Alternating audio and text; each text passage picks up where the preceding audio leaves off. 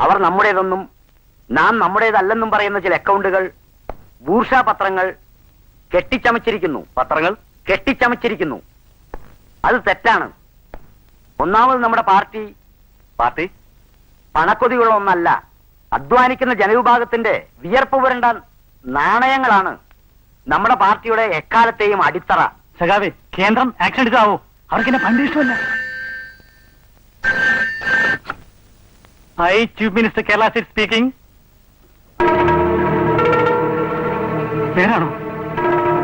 അയ്യോ,